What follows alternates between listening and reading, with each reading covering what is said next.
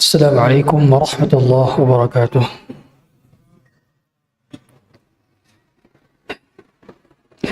إن الحمد لله نحمده ونستعينه ونستغفره ونعوذ بالله من شرور أنفسنا وسيئات أعمالنا. من يهده الله فلا مضل له ومن يضلله فلا هادي له. أشهد أن لا إله إلا الله وحده لا شريك له وأشهد أن محمدا عبده ورسوله صفيه من خلقه وخليله أدى الأمانة وبلغ الرسالة ونصح للأمة وكشف الله به الغمة وجاهد في الله حق جهاده حتى أتاه اليقين وتركنا على محجة بيضاء ليلها كنهارها لا يزيغ عنها إلا هالك. اللهم صل وسلم وزد وبارك وعني مكرم ومجد على عبدك ورسولك محمد صلى الله عليه وعلى آله وصحبه وسلم. فقال عز من قائل: يا أيها الذين آمنوا اتقوا الله حق تقاته ولا تموتن إلا وأنتم مسلمون. وقال عز وجل: يا أيها الذين آمنوا اتقوا الله وقولوا قولا سديدا يصلح لكم أعمالكم ويغفر لكم ذنوبكم ومن يطع الله ورسوله فقد فاز فوزا عظيما. أما بعد فإن أصدق الحديث كتاب الله وخير الهدى هدى محمد صلى الله عليه وسلم وشر الأمور محدثاتها وكل محدثة في الدين بدعة وكل بدعة ضلالة وكل ضلالة في النار. Hadirin sekalian dirahmati Allah Subhanahu wa taala. Hadhihi aqidatuna. Barangkali begitulah judul kajian pada maghrib kali ini. Inilah akidah kita. Akidah Ahlus Sunnah wal Jamaah. Akidah murni yang para sahabat sebagaimana mereka beragama, maka seperti itulah kita mengikutinya. Karena cara beragama mereka, contoh yang mereka lakukan, contoh yang mereka fahami dari apa yang diturunkan kepada nabinya, dari ayat-ayatnya, dari wahyu-wahyunya, maka cara mereka dalam memahami, cara mereka dalam mempraktekkan itulah cara yang paling benar. Ahaqqu aswab, paling benar dan paling tepat. Allah mengatakan, فَإِنْ آمَنُوا بِمِثْلِ مَا آمَنْتُمْ بِهِ فَقَدِ اهْتَدَوْا. Kalau mereka beriman sebagaimana berimannya kalian, wahai sahabat, maka mereka juga mendapatkan hidayah. Berarti seorang yang mendapatkan hidayah adalah akidahnya sesuai dengan akidahnya salaf, akidahnya sahabat, akidahnya generasi terbaik.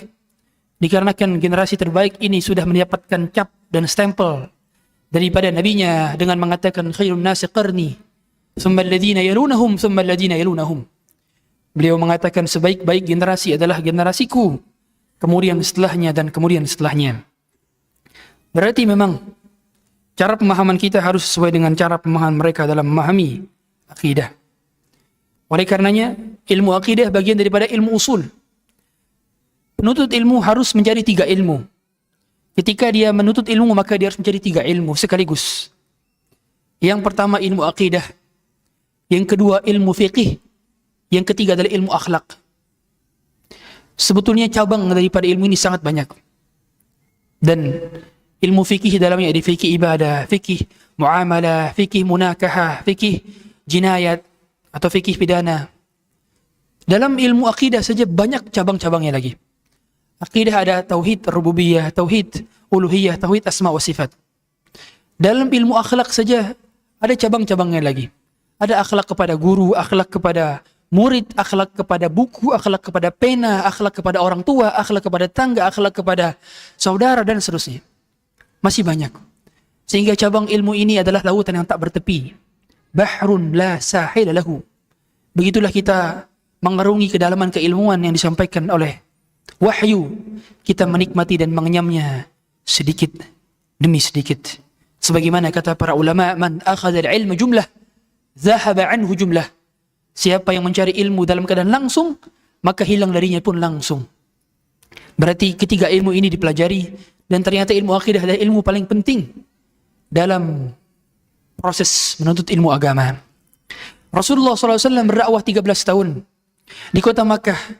Syariat salat belum sempurna diwajibkan, riba belum diharamkan, khamar belum diharamkan, hijab belum diwajibkan, perang belum diizinkan, jihad belum diizinkan. Beliau fokus dakwah tauhid dan dakwah akidah selama 13 tahun lamanya di kota Makkah. Dan dakwah akidah ini tidak berhenti dengan begitu saja.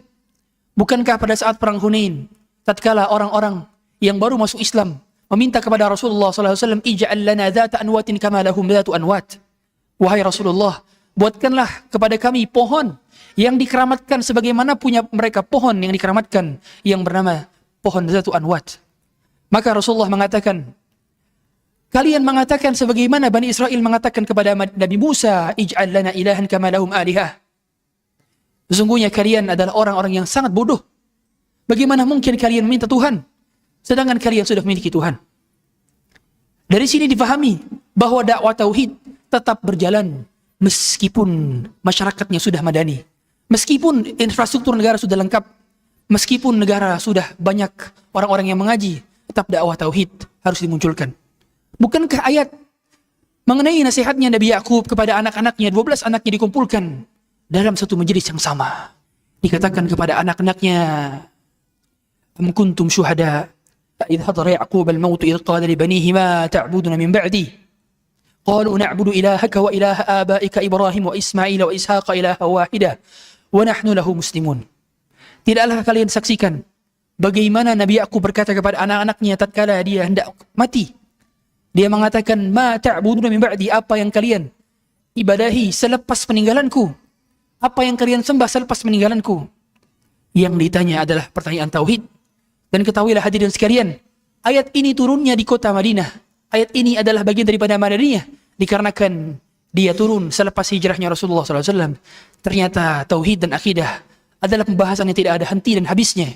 Dibahas di awal Islam, dibahas di akhir Islam, dibahas di pertengahan Islam. Tauhid dulu, tauhid nanti, tauhid sekarang, tauhid terus, dan tauhid selama-lamanya. Jadi yang membedakan antara dakwahnya orang yang berada di jalan kebenaran dan di atas keburukan adalah prioritasnya terhadap dakwah tauhid. Bukankah seluruh Nabi dan Rasul, mereka semua dakwahnya adalah dakwah tauhid. Sebagaimana kata Rasulullah SAW, al-anbiya ikhwatul li'allat, dinuhum wahid wa ummahatuhum syatta. Seluruh Nabi dan Rasul, semuanya agamanya satu. Mereka adalah seperti satu bapak tapi beda-beda ibu. Agamanya satu, ibunya beda. Dan yang dimaksud adalah ajarannya satu, dakwahnya satu, tetapi syariatnya berbeda-beda. Syariatnya Rasulullah dengan syariatnya Nabi Musa barangkali berbeda. Syariatnya Nabi Musa dengan syariatnya Nabi Daud barangkali berbeda. Syariat Nabi Daud dengan Nabi Ibrahim, dengan Nabi Ismail, dengan Nabi Ishaq barangkali berbeda. Tetapi sama dakwah mereka ketika mereka datang suatu kaum yang dipentingkan bukan dakwah politik, bukan dakwah yang lainnya, tapi dakwah tauhid. Karena ketika tauhid beres, seluruh masalah akan menjadi mudah untuk diselesaikan. Tapi ketika tauhid tidak beres, maka bagaimana mungkin memperbaiki kualitas masyarakat yang masih melakukan kesyirikan dan tidak sesuai dengan ajaran sunnah Rasulullah SAW. Hadirin dirahmati Allah Subhanahu wa taala. Akidah secara makna artinya adalah mengikat, janji, penekanan dan melazimi. Lafaz dan istilah akidah pada dasarnya dia bukan istilah yang datang dari awal-awal Islam muncul. Barangkali dia baru muncul di abad keempat, di mana ada seorang dari tabi'ut tabi'in yang mengatakannya dengan lafaz akidah dalam tulis-tulisan mereka. Sehingga lafaz yang umumnya ada di dalam pembahasan-pembahasan yang maksud dengan akidah adalah sunnah. Jadi erat sekali kaitannya pembahasan akidah dikaitkan dengan pembahasan as-sunnah. Berarti memang lafaz sunnah itu adalah lafaz akidah. Dan lafaz akidah itu adalah lafaz sunnah. Oleh karenanya, istilah daripada akidah dimulai dari Abul Hatim Ar-Razi, yang itu baru dituliskan di abad keempat, seorang ahlul hadis. Dan umumnya para ulama menuliskan kitab pembahasan tentang akidah karena banyaknya penyimpangan akidah di zaman tersebut. Jadi semakin tidak adanya pembahasan akidah, maka para ulama biasanya menuliskan pembahasan akidah sesuai dengan konteks penyimpangan di zaman tersebut. Sebagaimana kita ketahui, Imam Syekh Muhammad bin Abdul Wahhab At-Tamimi punya kitab Tauhid yang berisikan 67 bab tentang kesyirikan uluhiyah, yaitu syirik kecil dan syirik besar yang dilakukan orang di zamannya, yaitu menyembah kuburan, menjadikan jimat-jimat sebagai peruntukan keberkahan, menjadikan anak-anak panah sebagai bahan untuk undian, menjadikan diri mereka sebagai sumpah-sumpah selain Allah. Maka inilah yang ditulis lagi oleh Syekh Muhammad bin Abdul Wahab. Para ulama juga sudah ada kitab-kitab terdahulu. Kitab Tauhid terdahulu sudah banyak dengan pembahasan-bahasan lainnya. Kitab Tauhid Ibnu Khuzaimah, Kitab Tauhid karya ulama-ulama salaf, dan umumnya membahas tentang asma wa sifat. Dikarenakan memang penyimpangan akidah di zaman tersebut, penyimpangan tauhid di zaman tersebut paling banyak adalah tentang asma wa sifat. Mereka mentakwil sifat-sifat Allah, mereka salah dalam memahami sifat-sifat Allah, sehingga mereka terjerumus ke dalam aliran Qadariyah atau Jabariyah, aliran Mu'tazilah atau Khawarij, aliran Murji'ah, aliran semisalnya. Dan itu dikarenakan banyaknya orang-orang yang tidak memahami agama sebagaimana pemahaman para sahabat. Kalau kita perhatikan, banyaknya penyimpangan akidah itu disebabkan karena mereka mentafsirkan Quran sendiri sesuai dengan pemahaman dan kapasitas otak mereka. Kita tahu semua, manusia diciptakan terbatas. Bukankah ketika manusia melihat matahari dalam keadaan mata telanjang, dia tidak mampu menangkap cahayanya? Ya, memang mata diciptakan terbatas, sebagaimana akal kita diciptakan terbatas. Sehingga umumnya orang-orang yang salah dalam memahami akidah yang benar adalah orang-orang yang menuhankan akalnya di atas dalil. Sehingga dalam agama kita, akal harus menuruti dalil, bukan dalil yang harus mencocoki hawa nafsu dari akal. Dikarenakan memang akal diciptakan lemah. Buktinya Allah Subhanahu wa taala mengatakan, "Wa khuliqal insanu dha'ifa." Manusia diciptakan dalam keadaan lemah, lemah fisiknya, dan akal itu bagian daripada fisiknya. Bapak Ibu yang dirahmati Allah Subhanahu wa taala. Sehingga dalam pemahaman akidah, kita hanya mencukupkan diri dengan copy dan paste. Tidak bisa berinovasi. Karena perkara akidah adalah perkara yang umumnya adalah gaib. Bagaimana mungkin kita bisa menerka-nerka bagaimana istimewanya Allah? Tidak bisa. Bukankah dahulu ada seorang yang bertanya kepada Imam Malik, Ar-Rahmanu 'ala al-'arsy istawa, wa kaifa istawa Allah? Ar-Rahman, Allah Subhanahu wa taala bersemayam di atas arsy. Lalu bagaimana caranya Allah beristiwa, wahai Imam? Maka Imam Malik marah pada saat itu dengan marah yang luar biasa. Belum pernah marah sebelumnya dan belum pernah marah setelahnya. Melebihi marahnya pada saat ditanya, bagaimana caranya Allah beristiwa? Kemudian Imam Malik berkata ke seluruh hadirin yang hadir, Al-istiwa'u ma'lum, wal kayfu majhul, wal imanu bihi wajib, was su'alu anhu bid'ah. Istiwa itu diketahui, maknanya dan lafaznya. Hanya saja kaifnya majhul, bagaimananya tidak diketahui. Iman kepadanya adalah kewajiban, dan pertanyaan bagaimana tentang istiwanya adalah bid'ah. Sehingga sifat-sifat Allah tidak akan pernah bisa disamakan dengan sifat-sifat makhluk. Meskipun sama dari segi nama, tapi berbeda dari segi hakikat dan kaifiyat. Dan manusia tidak mampu mengakalnya, menalarinya, dikarenakan Allah menciptakan keterbatasan dari segi akal kita. Oleh karena itu, para ulama menuliskan kitab-kitab akidah. Kalau kitab akidah semakin panjang pembahasannya, berarti penyimpangannya semakin banyak di zaman tersebut. Jadi cara mengukur penyimpangan banyak di zaman tersebut, lihat ulama yang menulis kitab akidah. Dahulu, di zaman Syekh Muhammad Abdul Wahab, banyak orang-orang yang sudah mulai menyembah kuburan, menjadi kuburiyun. Maka Syekh dengan keras menentang orang-orang yang menyembah kuburan, ubadul kubur. Dan Syekh juga menentang keras orang-orang yang mengkeramatkan kuburannya Zaid bin Khattab. Adiknya Umar bin Khattab, yang pada saat itu dikeramatkan kuburannya. Bukankah dahulu pada saat ada Nabi Daniel yang muncul jasadnya di zaman Umar bin Khattab, apa yang Umar bin Khattab lakukan? Segera menguburkan di tempat lain dan tidak diketahui oleh orang sekalipun. Melakukan langkah-langkah preventif supaya tidak dijadikan keramat kuburan itu. Berbeda dengan zaman sekarang. Sekelas doktor dan profesor masih menganggap perbuatan kesyirikan sebagai perbuatan yang remeh-temeh dan biasa-biasa saja.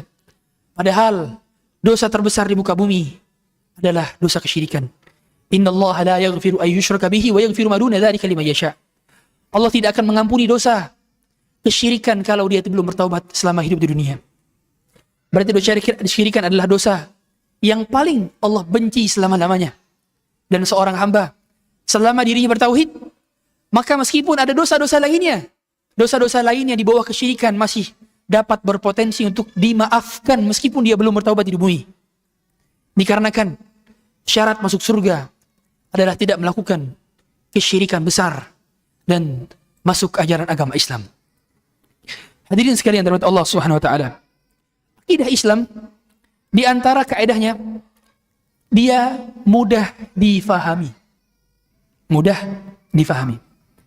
Jadi kalau ada penjelasan akidah jelimet, tidak mudah difahami, hanya bisa difahami oleh karangan profesor doktor, berarti itu bukan akidah yang benar. Sehingga akidah Islam itu difahami oleh kalangan profesor dan oleh orang lulusan SD. Orang yang tidak belajar sekalipun bisa faham akidah dengan mudah. Dikarenakan syariat ini diturunkan untuk semua manusia. Bukan sebagian etnis dan kalangan. Bukan sebagian strata pendidikan. Bukan sebagian struktur sosial. Tapi diturunkan untuk semua kalangan umat manusia. Sehingga semua kalangan umat Islam pada dasarnya berhak untuk menikmati akidah yang benar. Maka pembahasan akidah sangat salah diartikan sebagai pembahasan filsafat. Sebagaimana orang-orang memasukkan di dalam kurikulum pendidikan mereka bahwa pelajaran akidah adalah pelajaran filsafat.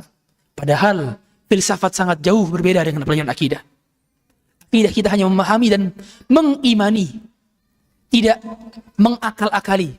Berbeda dengan orang-orang filsafat yang mereka semua berpikiran bahwa seluruhnya ini perlu dipertanyakan dan perlu dicari jawabannya. Padahal tidak.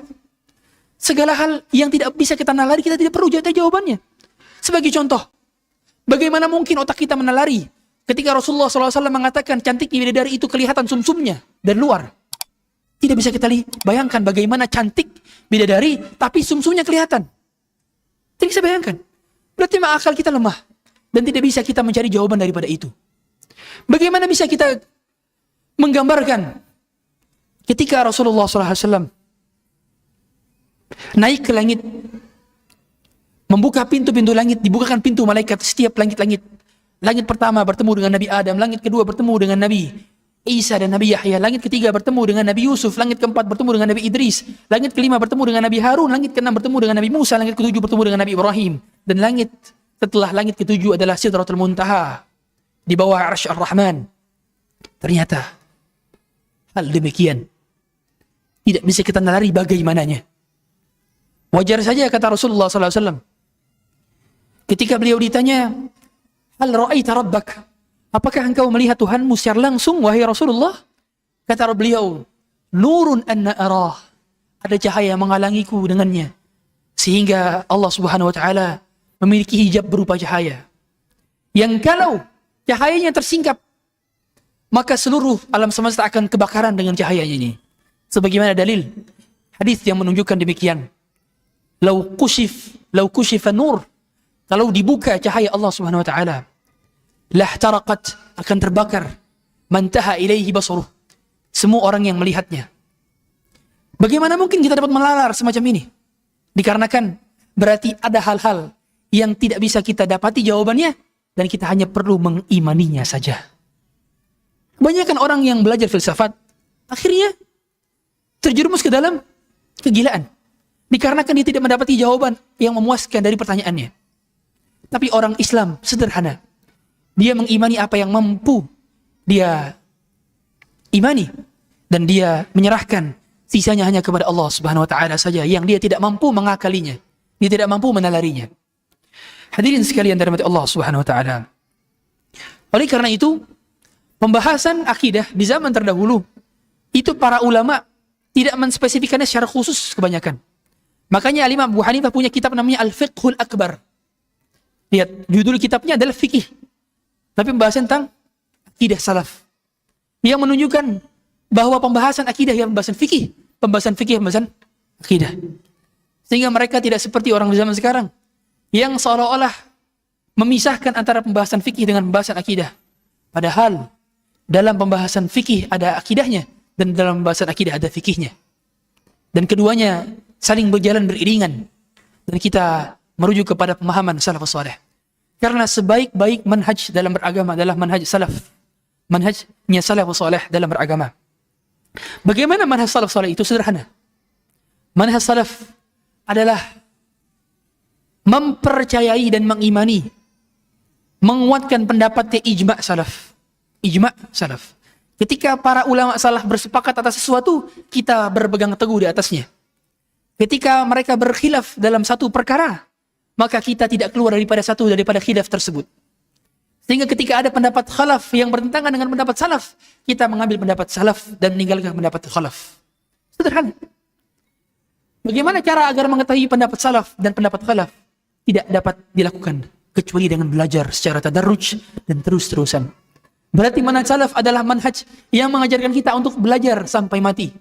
Belajar bukan hanya sekedar menikmati untayan kalimat yang diucapkan oleh ustaz, tapi betul-betul menghayati dan mengimani apa yang menjadi landasan dari ucapan ustaz tersebut.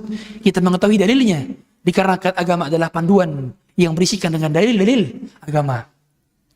Hadirin sekalian dari Allah Subhanahu wa taala. Oleh karena itu tidak pantas akidah disematkan dengan ilmu filsafat, ilmu kalam, atau ilmu metafisika. Tidak tepat. Ilmu akidah Islam ada ilmu wahyu yang Allah sendiri mengabarkan dalam Quran, dan Allah memberitahu kepada nabinya tentang bagaimana sifat-sifat Allah Subhanahu wa taala. Hadirin sekalian dari Allah Subhanahu wa taala. Oleh karena itu masalah akidah itu tidak keluar daripada rukun iman yang 6. Iman kepada Allah, iman kepada malaikat, iman kepada kitab-kitabnya, iman kepada rasul-rasulnya, iman kepada hari kiamat, dan iman kepada qada dan qadar. Inilah iman yang dibahas dalam bahasan akidah. Dan para ulama sepakat dalam perkara usulul akidah. Namun mereka khilaf dalam furu'ul akidah dalam beberapa cabang saja. Apa yang termasuk ke dalam furu' akidah? Furu' akidah misalnya. Para ulama khilaf. Apakah Nabi Khidir itu nabi, wali, atau malaikat? Ini perkara akidah. Mengapa dikategorikan perkara akidah? Karena itu perkara yang terjadi di masa lalu. Dan perkara yang terjadi di masa lalu tidak bisa dibuktikan kecuali dengan dalil. Ternyata Al-Quran tidak secara eksplisit menyebutkan Nabi Khidir itu nabi, wali, atau malaikat. Sehingga para ulama sempat khilaf. Meskipun pendapat jumhur ulama adalah beliau adalah seorang nabi. Khilaf yang kedua, seperti apakah Rasulullah melihat Allah Subhanahu wa taala secara langsung ketika beliau mi'raj ke langit? Ini pun khilaf di kalangan para ulama. Berarti ini termasuk bagian apa? Furu' akidah. Dan furu' akidah itu sedikit. Sehingga yang paling banyak adalah usulul akidah. Yang disepakati oleh para ulama ahlus sunnah, itulah yang disepakati dari zaman ke zaman, dari masa ke masa. Dan itu semua datangnya dari Rasulullah SAW dengan pemahaman para sahabat. Hadirin sekalian dari Allah Subhanahu wa taala. Kemudian di antara intisari akidah tadi inti sari akidah adalah iman yang 6. Yang kedua, dalam ilmu akidah kita juga belajar firaq. Apa itu firaq? Firqah. Jadi firqah yang di luar ahlu sunnah wal jamaah. Itu pun dipelajari tentang akidah mereka. Tujuan dipelajarinya bukan dalam rangka mengamalkannya, tapi dalam rangka berhati-hati agar tidak terjerumus ke dalamnya.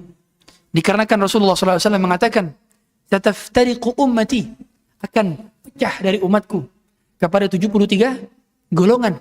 Hanya satu yang selamat dan 72-nya tidak selamat. Dan yang satu itu Rasulullah mengatakan ketika ditanya tentang siapa mereka, kata Rasulullah, humul jamaah. Siapa jamaah? Begini maksud? Kata Rasulullah, ma ana alaihi wa ashabi, yaitu adalah apa-apa yang dipahami dariku oleh sahabat-sahabatku. Berarti Ahlussunnah wal Jamaah adalah salah satu bagian daripada satu-satunya golongan yang selamat. Dan ternyata firqah-firqah ini ada yang sudah keluar daripada Islam sehingga dikategorikan sebagai kafir, ada yang belum keluar daripada Islam sehingga dikategorikan sebagai ahlul bid'ah. Yang diantaranya yang keluar daripada Islam seperti Rafidhah yang ekstrim, yang mereka sudah mengkafirkan para sahabat. Bahkan mereka juga menganggap bahwa Quran itu datangnya tidak lengkap. Makanya mereka itu menolak Sahih Bukhari. Bayangkan mereka menolak Sahih Al-Bukhari. As-sahhul kutubil musannafati ba'da Al-Quran. Kitab yang paling benar setelah Al-Quran mereka tolak. Makanya mereka mengkafirkan Abu Hurairah. Mereka mengkafirkan Aisyah.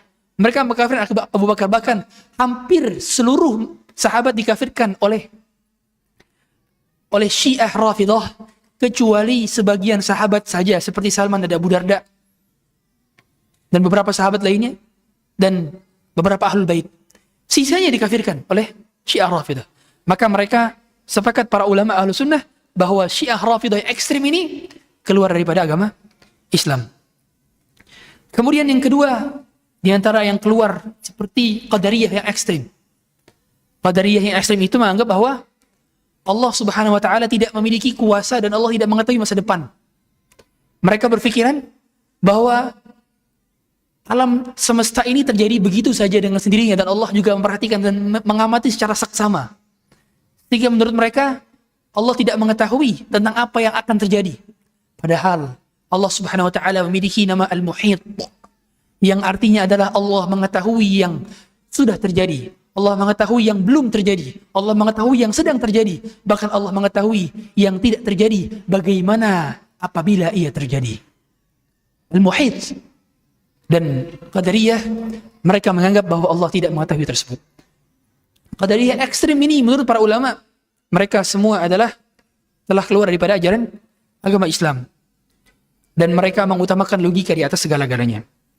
Adapun kebanyakan daripada firqah-firqah yang menyimpang, para ulama memasukkan mereka ke dalam ahlul bid'ah. Sehingga makruh salat di belakang mereka. Bahkan orang-orang yang termasuk ke dalam ahlul bid'ah ini dilarang kita bermajlis dan bermujalasah bersama mereka. Dikarenakan akidah mereka telah keluar dari pemahaman para sahabat. Oleh karenanya Abul Hasan Al-Asy'ari misalnya punya kitab Al-Ibanah namanya, tentang akidah-akidah yang ditulis setelah dia bertaubat tapi belum maksimal pemahamannya. Sehingga ketika dia rujuk dari pemahamannya Kullabiyah dan Mu'tazilah, maka pemahaman-pemahaman tersebut masih menyisakan dalam dirinya. Makanya memang kata Syekh Albani rahimahullah ta'ala, umumnya orang yang baru bertaubat, baru hijrah, itu masih menyisakan pemikiran-pemikiran yang lama. Sehingga hendaknya dia sebaiknya belum banyak untuk mengajar. Sampai demikian para ulama mengatakan. Makanya meskipun di akhir hayat hidupnya Abul Hasan Al-Asy'ari mendeklarkan diri sebagai pengikut Imam Ahmad bin Hanbal, seorang imam ahlu sunnah wal jamaah, yang mana pernah berdebat dengan Ibnu Abi Du'ad tentang perdebatan tentang khalqul Quran. Al-Quran adalah makhluk menurut Mu'tazilah. Maka Imam Ahmad adalah imamnya ahlu sunnah wal jamaah, yang mana Abu Hasan Al-Asy'ari mengikuti pemahaman daripada Imam Ahmad bin Hanbal rahimahullah ta'ala. Sehingga untuk bisa memahami akidah dengan benar, perlu kita meng-cross check kepada siapa kita mengambil ilmu. Makanya mengapa dahulu Imam Bukhari itu punya 1080 guru. 1080 guru. Dan semuanya berada di atas akidah yang benar, berada di atas manhaj salaf. Kalau kita perhatikan bagaimana beliau menceritakan tentang guru-gurunya sendiri, dan semuanya berada di atas akidah yang benar.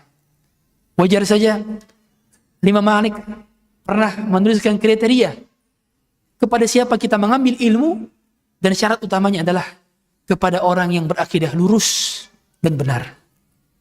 Karena akidah ini adalah bagian daripada agama, dan ilmu ini bagian daripada agama. Maka lihatlah kepada siapa kita mengambil agama-agama kita. Aliran-aliran yang berada di seperti Jabariyah, Qadariyah, Mu'tazilah dan sebagainya, Khawarij misalnya, itu memiliki turunan-turunan dari segi kontemporer.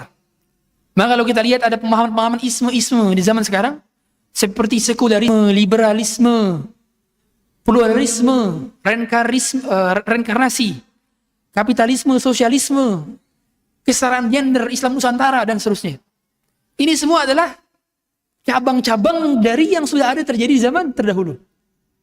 Jadi furuk mereka sebetulnya, usulnya sudah ada di zaman dahulu. Sebagai contoh, Mu'tazilah Atau Murji'ah misalnya. Murji'ah itu usul daripada orang-orang liberal. Di mana orang-orang liberal mereka tidak menganggap kafir orang yang melakukan kekufuran.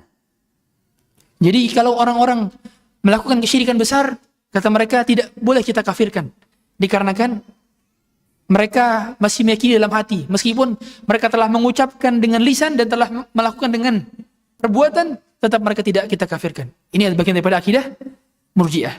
Padahal Ahlus Sunnah wal Jamaah percaya dan mengimani bahwa akidah dan iman itu diucapkan dengan lisan, diyakini dengan hati, dan diamalkan dengan jawarih.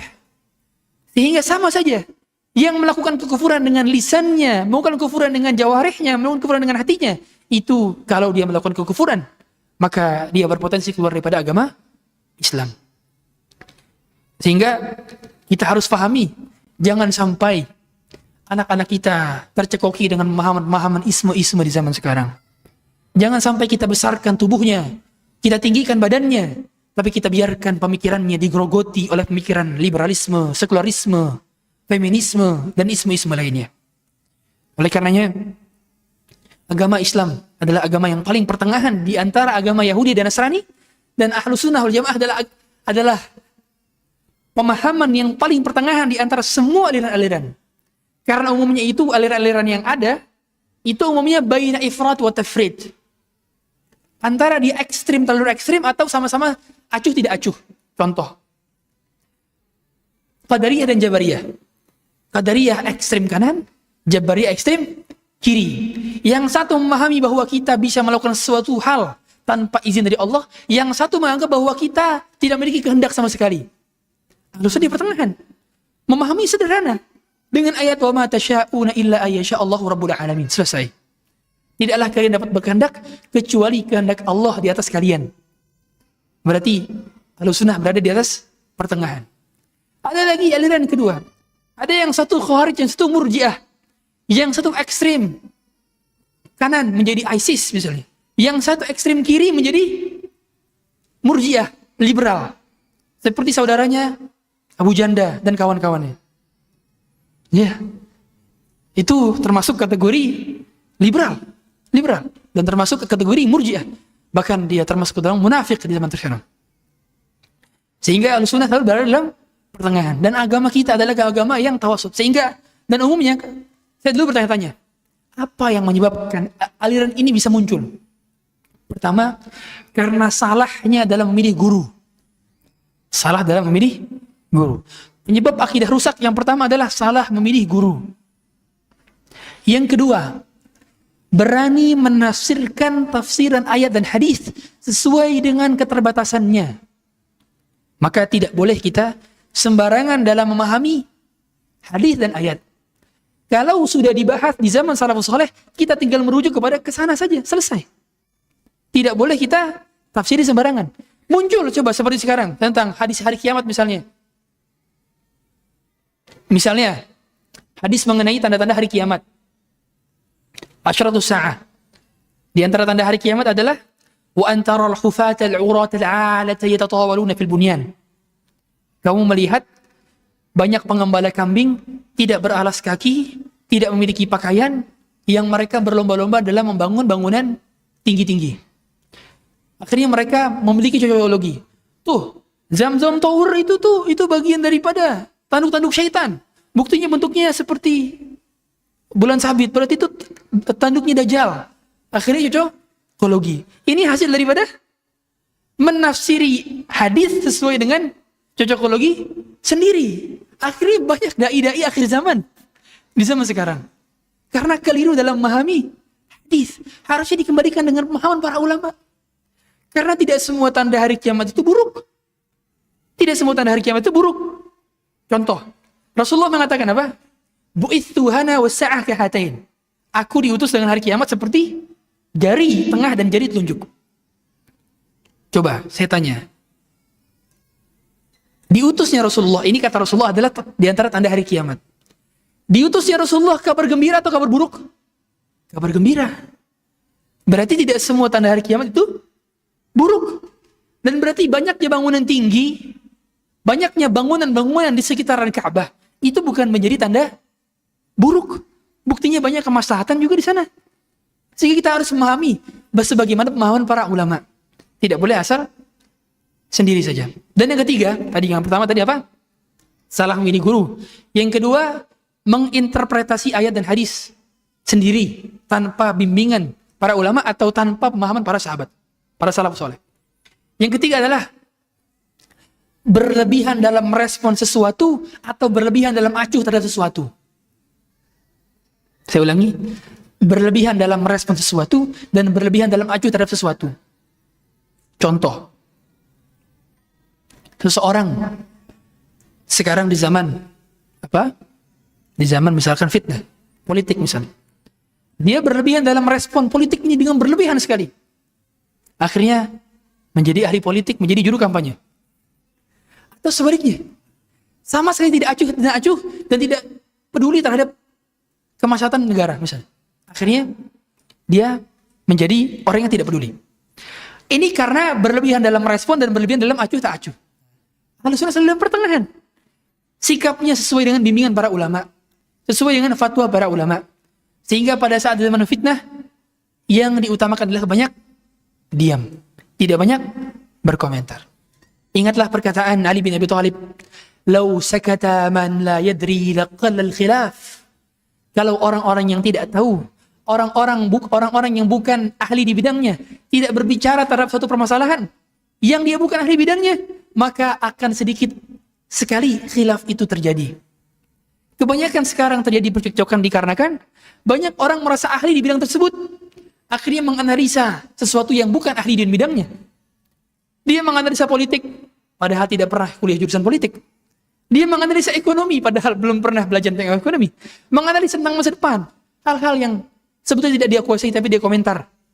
Ingat, komentar dan analisa kita sudah tercatat.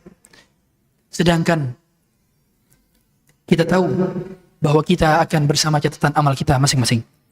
Maka jangan sampai malaikat ketika mencatat ucapan kita, ketikan kita dalam hal ini, kita dicatat keburukan oleh mereka. Ma yalfidhu min qawlin illa ladaihi raqibun atid. Azan terlebih dahulu. Salat Ustaz? Belum. Apa? 3 menit lagi, langsung ke pemahaman. Azan. Sekarang ada dia. Belum masuk. Oh, 3 menit. Baik. Sehingga pada dasarnya seorang yang belajar akidah, dia harus memahami tahapan-tahapan dalam akidah. Berikutnya sumber-sumber akidah. Sumber-sumber pelajaran akidah. Yang pertama adalah berasal dari Al-Quran dan As-Sunnah sesuai dengan pemahaman salaful ummah. Jadi tidak boleh mengambil akidah hasil dari observasinya seorang yang bijak. Coba kita perhatikan. Kalau kita perhatikan bagaimana orang Konghucu dan orang Buddha itu, mereka beriman kepada agama mereka, itu mereka beriman karena apa? Karena hasil observasi Siddhartha Gautama. Hasil observasi itu kan, hasil telaah, hasil pengalaman. Maka dalam agama kita, makanya mimpi itu bukan dalil kecuali mimpinya Nabi. Makanya mimpinya saya, mimpinya antum, mimpinya siapapun itu bukan dalil. Saya mimpi bertemu dengan malaikat Jibril misalnya. Saya bilang, minum kopi itu sunnah. Jadi bid'ah itu. Karena mimpi saya bukan dalil. Sekarang ada sebagian masyarakat yang menjadikan mimpi syekhnya, mimpi ustadznya, mimpi kiainya sebagai dalil. Padahal bukan dalil. Bukan dalil. Atau yang kedua, pengalaman ustadznya, pengalaman kiainya, pengalaman syekhnya, pengalaman habibnya. Sebagai dalil. Bukan. Contoh.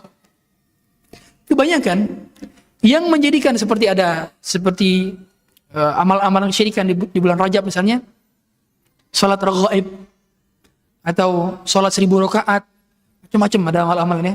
Kemudian puasa mutih, kemudian ada tawasul di kuburan dan seterusnya.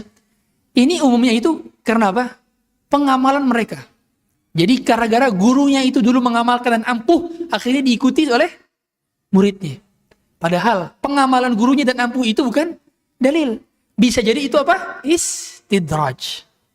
Sengaja Allah buat dikabulkan doanya supaya menjadi fitnah bagi orang yang mengikutinya.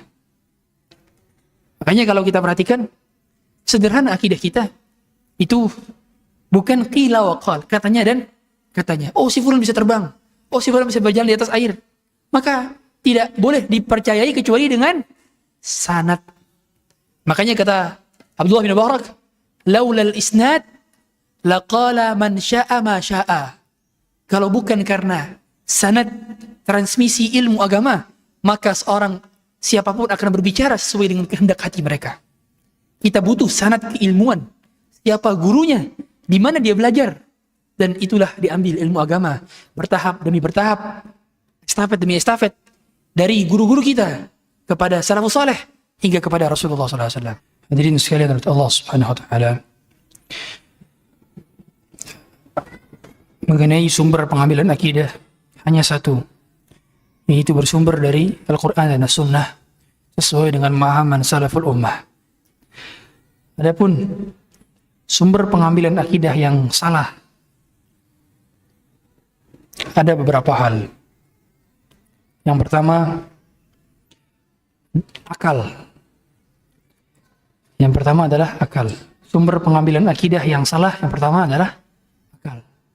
Sehingga akal itu bukan hujjah untuk akidah. Akal digunakan untuk membenarkan yang datang dari dalil, bukan mendustakan yang datang dari dalil. Makanya ada kitab mengenai ini dituliskan oleh Syekhul Islam bin Taimiyah, Dar'u Ta'arudil Aqli wan Naqli. Dar'u Ta'arudil Aqli wan Naqli. Tentang perdebatan antara akal dengan nakal. Yaitu mengenai orang-orang yang berdebat apakah akal itu dijadikan sebagai patokan untuk pendalilan. Maka Syekhul Islam bin Taimiyah mengatakan akal digunakan untuk menimbang sesuatu sesuai dengan fitrah dan kadarnya, bukan segala hal. Sehingga bukan penimbang segala hal.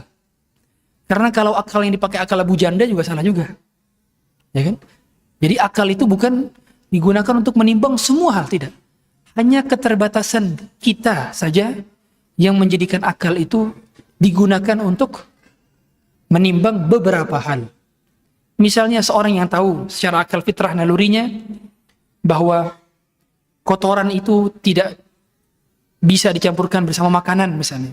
Seorang yang tahu kalau mencuri itu salah, itu fitrah dan akal naluri sebetulnya. Maka orang yang fitrahnya sudah rusak, maka bagaimana mungkin dia bisa menjadikan akalnya sebagai patokan kebenaran dan kesalahan. Sehingga tetap patokan adalah dalil. Yang lebih utama adalah dalil dan akal sebagai pembenar.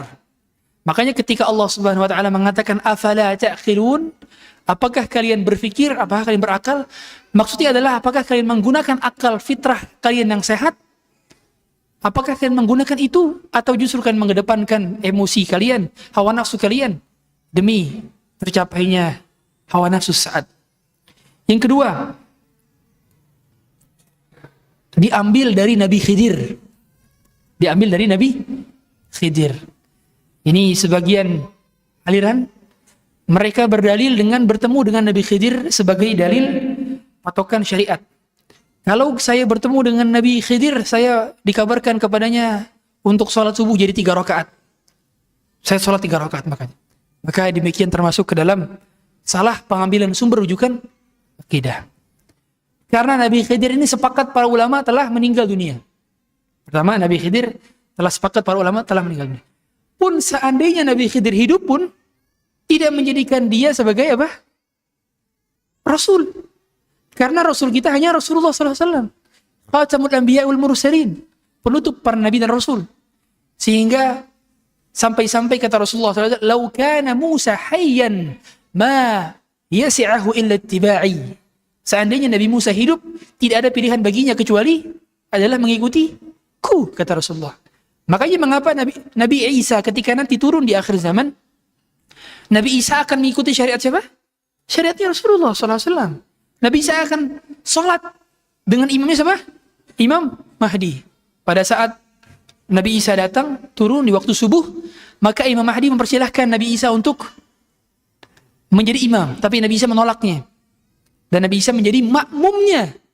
Lihat, berarti Nabi Isa mengikuti syariat, bukan membuat syariat.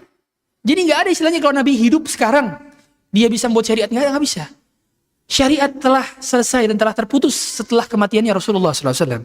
Dan tidak bisa bertambah lagi, dan tidak bisa berkurang lagi. Karena wahyu tidak turun lagi setelah wafatnya Rasulullah SAW. Oleh karena itu, nantinya Nabi Isa ketika turun itu tidak memiliki wahyu tambahan. Tidak ada wahyu tambahan. Tidak ada Injil tambahan kalau gitu. Tidak ada. Selesai, Injil sudah selesai. Tidak ada kewajiban Nabi Isa kecuali nantinya akan membunuh Dajjal. Selesai tugasnya Nabi Isa. Dan sebagian ulama mengatakan di antara tugasnya lain yang adalah menikah. Dikarenakan sebagian riwayat mengatakan bahwa Nabi Isa itu meninggal dalam keadaan belum menikah. Maka Allah menyempurnakan agamanya Nabi Isa dengan menikah. Maka Allah sengaja turunkan nanti di akhir zaman. Sebagian mengatakan demikian.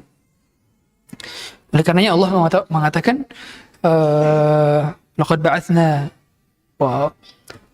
kami telah mengutus setiap nabi dan rasul, dan kami telah menjadikan mereka azwajan wa dzurriyyah. Kami telah menjadikan mereka memiliki istri dan juga anak-anak. Dan yang ketiga, tradisi nenek moyang. Tradisi nenek moyang. Selamanya tradisi nenek kita, tradisi wilayah kita tidak akan pernah bisa menjadi sumber rujukan akidah. Tidak akan bisa.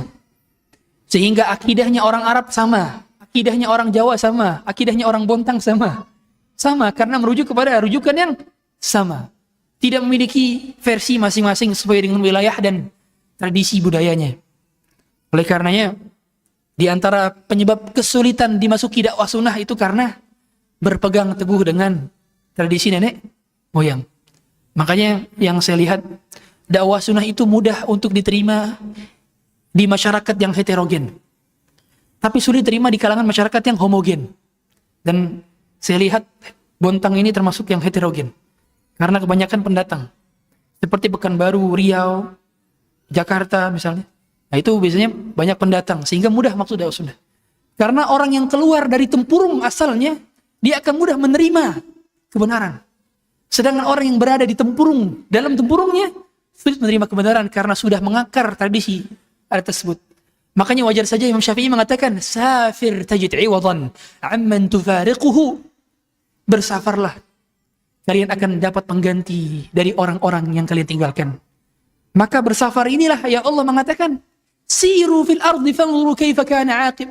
Berjalan di muka bumi. Allah menyuruh kita berjalan di muka bumi. Berarti disuruh kita mengambil pelajaran.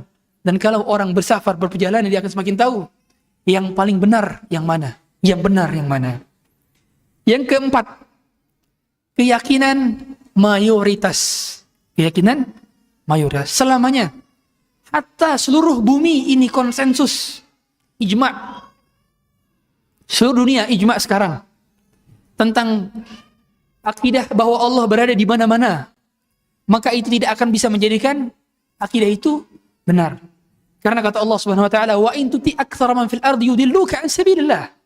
Kalau kalian mentaati kebanyakan orang-orang, mayoritas orang-orang, maka kebanyakan orang itu justru akan menyesatkanmu.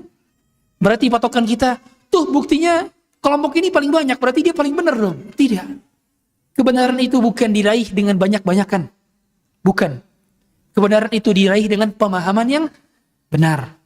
Sehingga meskipun dakwah sunnah di Indonesia barangkali masih kategori minoritas misalnya, tapi tidak menjadikan dakwah selain ini adalah benar. Dikarenakan patokannya adalah mengikuti jalan para sahabat. Makanya kata Abdullah bin Mas'ud, sahabat yang mulia, adalah kebenaran itu, al-jamaah adalah yang dimaksud adalah kebenaran. Wa in kunta wahdak, meskipun kamu sendirian. Makanya Nabi Ibrahim dahulu dikategorikan sebagai umat. Inna Ibrahim kana ummatan qanitan lillahi hanifan wa lam yakun minal musyrikin. Sungguhnya Ibrahim adalah satu umat, padahal Ibrahim cuma satu orang. Di zaman tersebut yang memiliki tauhid cuma Nabi Ibrahim saja, sendirian. Sebelum mendakwahkan istrinya, sebelum punya anak, sebelum Nabi Lut ikut berdakwah, sebelum itu semua, ketika dia menghancurkan berhala dengan tangannya, ketika dia mendakwahkan raja di zamannya dengan lisannya. Ketika dia dibakar hidup-hidup, yang api tersebut berubah menjadi dingin. Maka itu semua dalam keadaan sendirian.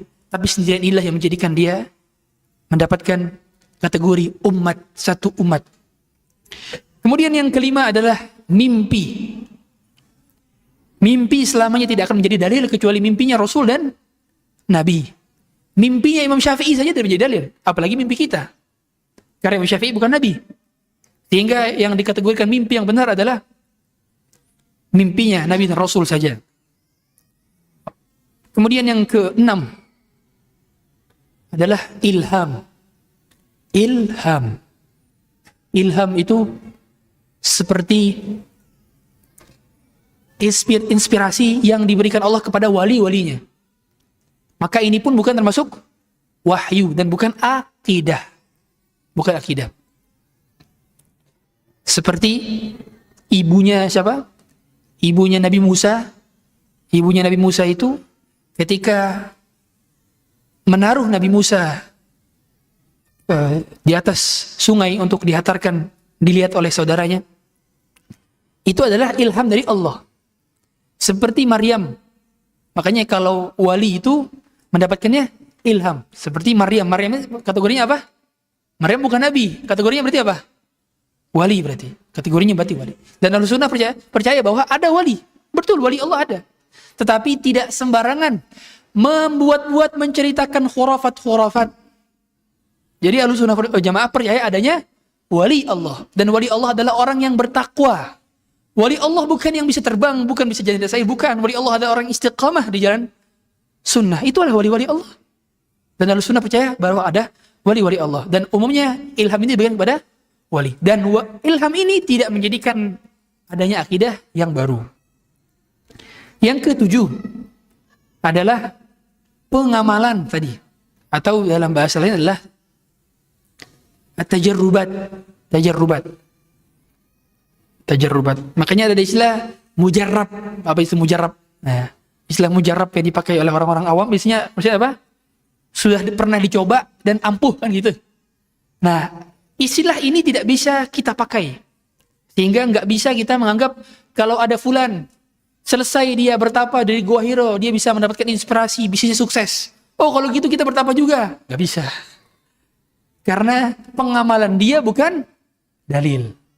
Bukan dalil. Yang menjadi dalil adalah pengamalan Rasulullah. Dan pengamalannya yang dicontohkan oleh para sahabat. Bukan pengamalan selainnya. Banyak makanya penyimpangan-penyimpangan. Kamu berzikir dengan zikir seribu ini. Zikir dengan jumlah tertentu, di waktu tertentu yang tidak ada dalilnya. Maka demikian juga termasuk ke dalam kebanyakan mereka yang mengamalkan itu istilahnya apa? Tajarrubat. Nantinya syekhnya mengijazahkan kepada saya, mengijazahkan kepada kalian zikir-zikir ini tertentu nanti diamalkan. Nah, yang demikian termasuk ke dalam tajarrubat yang tidak bisa diamalkan karena bukan termasuk ke dalam bagian daripada sumber pengambilan dalil. Kemudian yang ke berapa? 8. Yang ke-8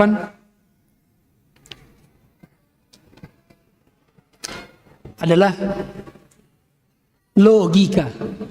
8 adalah logika. Yang ke-8 selesai, logika. Dan logika ini sebetulnya sama seperti dengan akal. Tetapi kalau logika dengan lafaz lain dan orang umumnya menjadikan standar akal kebanyakan manusia sebagai logika. Makanya kalau kita lihat dahulu LGBT misalnya, itu tahun 70, tahun 60 itu masih dianggap sebagai sebuah hal yang tercela. Bahkan di Eropa sekalipun, lihat di zaman sekarang. Di Eropa banyak terjadi penyimpangan pernikahan sama jenis. Karena yang dipakai adalah konsensus manusia. Padahal manusia itu pikirannya berubah-ubah setiap zaman dan setiap masa. Kalau dia mengikuti alur pikirannya begitu saja tanpa ada petunjuk dalil, maka tidak bisa. Bagaimana mungkin dia menemukan cahaya di tengah kegelapan? Tidak mungkin. Bagaimana mungkin dia menemukan petunjuk kalau dirinya berada di dalam tempurung yang tidak mau belajar ilmu agama? Berarti memang kita memang secerdas-cerdasnya otak manusia tetap butuh belajar dan butuh bimbingan wahyu agama. Butuh. Gak bisa kita berdalilkan dengan logika. Karena ada sebagian orang yang nggak mau sholat kecuali tahu hikmah sholat. Mungkin antum tahu budayawan ketika videonya viral, dia bertanya, Ustadz tolong jelasin ke saya hikmah sholat. Saya selama ini belum mau sholat kalau belum tahu hikmahnya. Bagaimana mungkin kita beribadah itu sami'na wa ata'na? Baik kita tahu hikmahnya pun kita tidak tahu hikmahnya, maka kita perintah untuk ibadah. Nggak ada istilahnya kalau belum tahu hikmahnya belum mau untuk beribadah. Nggak ada istilahnya demikian. Sehingga dalam hal ini banyak hal-hal yang itu ta'abbudi. Hal yang kita sami'na wa ta'na saja, terima saja. Nerimo saja. Kita hanya tinggal mengamalkan saja. Adapun hikmahnya, baik kita tahu ataupun tidak tahu, itu urusan lain. Allah perintahkan salat subuh 2 rakaat.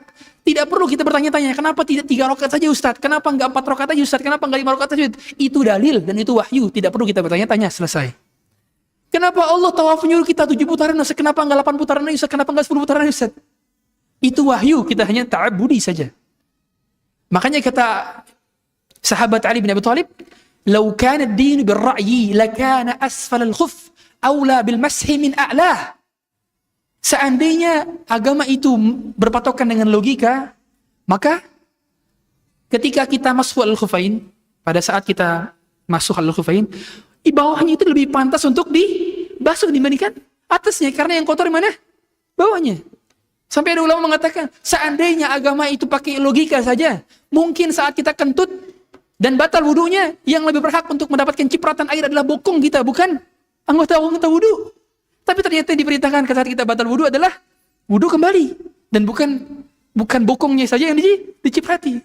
Berarti di sini pahami bahwa logika bukan dalil dari sebuah akidah. Barangkali demikian dapat saya sampaikan. Sisanya mungkin tanya jawab. Dan inilah akidah Ahlus Sunnah wal Jamaah, mudah, sederhana, dan dapat dipahami semua kalangan. Akademisi, orang tidak belajar, profesor, anak SD akan mudah memahaminya. Layaknya seperti kita tahu bahwa semua kita memiliki fitrah untuk beriman. Wa idh akhadha rabbuka min bani Adam min zuhurihim dzurriyyatahum wa ashhadahum ala anfusihim alastu bi rabbikum qalu bala shahidna an taqulu yawmal qiyamati inna kunna an hadza ghafirin. Jadi orang-orang semua di antara kita manusia ini pernah berada di zaman azali namanya. Zaman sebelum kata ada itu ada. Zaman sebelum Allah ciptakan waktu sebagai makhluk. Zaman ketika Allah sendirian dan tidak ada seorang pun selain Allah. Allah telah ada sebelum kata ada itu ada, dan Allah akan tetap ada meskipun kata ada sudah tidak ada. Itulah zaman azali. Di zaman azali Allah telah mengatakan kepada manusia, alastu bi rabbikum, bukankah aku adalah Tuhan kalian? Maka manusia mengatakan, qalu bala syahidna, ya kami bersaksi bahwa engkau adalah Tuhan kami. Berarti fitrah-fitrah dalam hati kita itu ada semua fitrah ketuhanan. Fitrah mengimani bahwa ini syirik, bahwa ini hak. Fitrah mengimani bahwa ini sunnah, ini bid'ah, itu sebenarnya ada fitrahnya. Fitrah. Hanya saja fitrah ini perlu dipupuk dan perlu diperkuat dengan dalil-dalil belajar ilmu agama. Dan fitrah ini akan rusak sesuai dengan pemahaman rusak yang kita ambil dari salah guru yang kita belajar kepadanya. Barangkali demikian Bapak Ibu sekalian rahmati Allah. Semoga sedikit ini ada manfaatnya. Barangkali ada yang bertanya, kami persilahkan. Kalau tidak ada yang bertanya, maka saya yang bertanya.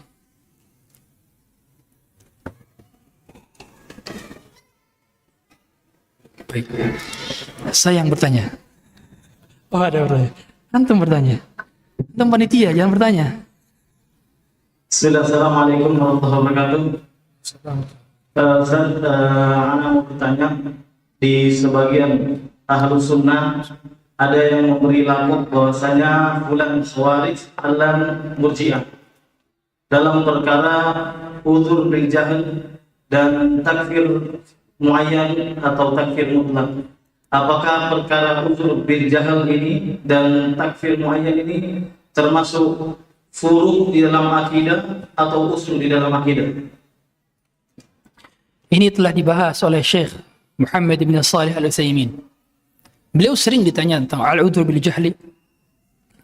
Apakah seseorang yang melakukan kekufuran itu langsung kita hukumi dan vonis secara kafir, secara muayyan, atau perlu iqamatul hujjah wa intifa'ul mawani'? Iqamatul hujjah, ditegakkannya hujah dan dihilangkannya segala syubhat-syubhat. Maka pembahasan ini pembahasan yang rinci di dalam agama. Dan umumnya para ulama masukkan ke dalam perkara khilafiyah. Sebagaimana Syekh Utsaimin masuk ke dalam perkara khilafiyah. Hanya saja pemahamannya inilah yang menjadikan seorang akhirnya memberi lakab-lakab kepada sebagian saudaranya Khawarij dan Murji'ah. Padahal tidak sempatasnya seorang bermudah-mudahan dalam memberi lakab kepada saudaranya anta Khawarij, anta Murji'ah, tidak pantas. Ingat, saudara kita itu haram kehormatannya dari lakab-lakab semacam ini. Maka kalau ada keliru, kita rujuknya kepada siapa? Ahli ilmu, bukan mendebat sana sini, bukan dengan memberi lakab-lakab tertentu. Jangan sampai teman-teman kita yang sudah mengaji jauh dari pengajian lagi gara-gara lakab-lakab kita itu. Karena banyak kami dapati sebagian ikhwan futur. Mengapa? Karena sibuk dengan banyaknya perdebatan, sibuk dengan banyaknya qila wa qal. Padahal perkara-perkara demikian seandainya pun mendatangkan keimanan, harusnya menjadikan kita lebih giat lagi menurut ilmu. Tapi ternyata pembahasannya stagnan. Berpuluh-puluh tahun dibahasnya tidak naik-naik. Ini saja.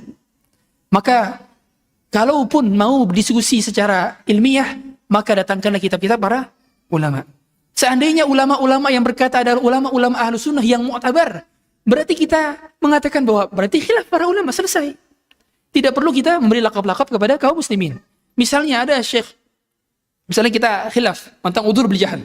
Apakah seorang langsung dikatakan kafir secara mutlak atau secara muayyan atau tidak? Maka berarti saling mendatangkan kitab.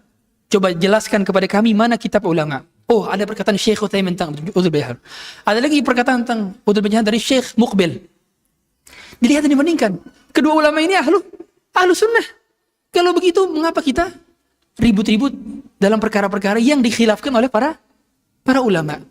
Dan lagi-lagi umumnya, saya peringatkan, umumnya orang-orang yang hobi berdebat dalam perkara-perkara semacam ini adalah orang-orang yang tidak runut belajarnya. Tidak runut belajarnya. Berarti kita harus runut belajarnya. Jangan sampai pelajaran akidah dasar yang sifatnya ittifaq, sifatnya ijma, kita belum pelajari, tapi sudah masuk ke dalam perincian takfir semacam ini. Perincian takfir semacam ini banyak menjadikan orang menjadi ISIS, demi Allah. Kami dapati depan mata kami sendiri, ada saudara kami masuk ke dalam ISIS. Gara-gara salah dalam memahami teks Syekh Muhammad bin Abdul Wahab di dalam kitabnya. Gara-gara salah memahaminya. Akhirnya masuk, dibilang hukum kita hukum togut dan semua pemerintah Indonesia kafir dan seterusnya. Akhirnya menjadi ISIS. Bahaya. Makanya hal demikian, kalau kita belum memahami, maka sebaiknya kita tawakuf terlebih dahulu dan diserahkan kepada para ulama dan berhenti daripada lisan-lisan yang mencaci maki orang lain. Ingat betapa banyak lisan-lisan yang menjerumuskan ke dalam neraka yang kedalaman itu 70 tahun kedalaman. Kata Rasulullah SAW dalam sebuah hadis, beliau mengatakan betapa banyak kalimat, satu kalimat la yulqi laha balan yahwi biha fi nari jahannam, la yahwi biha fi nari 70 kharifan. Innal 'abda la yatakallamu bil kalimah la yulqi laha balan. Sungguh seorang hamba ada yang berucap satu kalimat, satu kata, dia tidak menganggap itu sebagai sebuah dosa. Dia tuh Khawarij, dia tuh Murji'ah, dia tuh ini, tanpa ada ketegasan jelas, tanpa dalil yang jelas, tanpa ada dawabit yang jelas. Maka hal demikian mudah menjerumuskan orang ke dalam kefuturan dan kefasikan. Bahkan kata Syekh bin Baz, di antara kebanyakan orang yang futur kepada agama itu karena dirinya terlalu banyak nimbrung dalam perdebatan-perdebatan. Saya mengingat perkataan Syekh Abdul Razak bin Abdul Muhsin Al-Badr. Kata beliau, "Man ja'ala dinahu rawdatan bil khusumat aktsara tanaqqul." Bagus sekali perkataannya. Siapa yang menjadikan agamanya sebagai ajang untuk perdebat-debatan, bukan ajang untuk berlomba-lomba untuk beramal, maka dia banyak berpindah. Maksudnya apa? Hari ini aliran ini, besok aliran lagi. Dan itu saya dapati juga di beberapa teman kami. Berpindah. Dulunya kuat di atas manhaj salaf. Sekarang menjadi Asy'ariyah. Kebeda penting. Karena memang kita tahu dalam perdebatan itu ada syubhat yang muncul dari lawan. Kita tahu Ibnu Abi Duat di antaranya. Dan tokoh-tokoh Mu'tazilah itu menjadi Mu'tazilah karena apa? Karena mendebat dengan orang-orang Yahudi awalnya dan mendebat tanpa ilmu agama. Makanya nggak sembarangan yang hadir di majelis perdebatan dengan orang-orang liberal itu nggak sembarangan. Nggak sembarangan. Itu butuh equipment yang kuat. Karena seandainya dia nggak punya equipment yang kuat, dia akan masuk ke dalam syubhat-syubhatnya. Dan kalau sudah masuk, sulit kembali lagi. Kita tahu Abdullah Al-Qasimi punya kitab Al-Farqu Bainal Islam wal Wathaniyah. Kitab yang dipuji oleh seluruh ulama di zamannya. Sampai-sampai ulama mengatakan, laqad ishtara bi kitabihil jannah. Dia telah membeli surga dengan kitabnya. Ternyata akhir hidupnya menjadi seorang ateis. Mati berumur 90 tahun di Qatar. Namanya dahulu dipuji-puji. Sekarang diucapkan rahimahullah saja tidak. Dikarenakan mati dalam keadaan kafir. Makanya hal ini kita mohon kepada Allah Subhanahu wa taala agar Allah mengisahkan kita di atas akidah yang benar.